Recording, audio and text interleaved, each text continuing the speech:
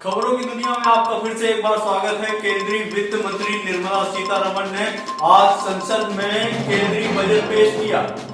Budget में भारत की आर्थिक वृद्धि को बढ़ावा देने के लिए कृषि, सूक्ष्म, लघु और मध्यम उद्यमों एमएसएमई में निवेश और निर्यात पर जोर दिया। वित्त मंत्री ने कहा कि यह बजट विकसित भारत की दिशा में देश की आकांक्षाओं को गति देने के लिए समर्पित है। वित्त वर्ष 2025 के बजट में कस्टम ड्यूटी और छूट में आज बदलाव की घोषणा की है, जिसमें जीवन रक्षक दवाएं, महत्वपूर्ण खनिज और इलेक्ट्रिक व्हीकल की कीमतों में गिरावट होगी, जबकि फ्लैट पैनल डिस्प्ले और बुने कपड़ों समेत कुछ उत्पाद महंगे हो जाएंगे। कुल मिलाकर बजट में कुछ वस्तुओं पर करों में छूट दी गई है, जिससे वे सस्ती होंगी, जबकि कुछ वस्तुओं में कर बढ़ने से उनकी कीमतों में वृद्धि होगी।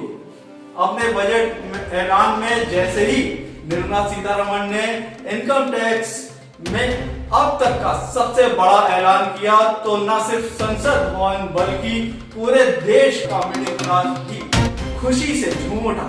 मिडिल क्लास को बजट का ऐलान होते ही संसद में मौजूद सांसद और खुद पीएम ने तालियां बजाकर बजट के ऐलान का स्वागत किया। बजट 2025 के मिडिल क्लास के लिए निर्मला सीतारमण ने बताया 12 लाख तक की आय पर अब कोई टैक्स नहीं लगेगा। इसमें 75,000 स्टैंडर्ड डिडक्शन भी जोड़ दिया जाए तो 12,75,000 हो जाता है। इस नए बदलाव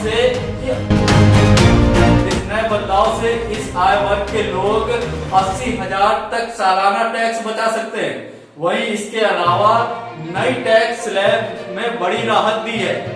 नई टैक्स स्लैब में सरकार 4 लाख तक शून्य टैक्स, इसके अलावा 4 से 8 लाख तक 5% तक टैक्स, 8 से 12 लाख पर 10%, 12 लाख से 16 लाख पर 15%, 16 से 20 लाख तक 20% और 20 लाख से 24 लाख तक 25% और 25 लाख प्लस पर 30% तक की जो है टैक्स लगेगा। अब देखिए इनकम टैक्स पर कितना फायदा होगा। 8 लाख तक की आय पर सालाना 30,000 रुपए, 10 लाख तक की आय पर 50,000, 12 लाख तक पर 80,000, 20 लाख पर 1,30,000, 1,30,000, 25 लाख तक की आय पर सालाना 1,70,000 रुपए का फायदा होगा।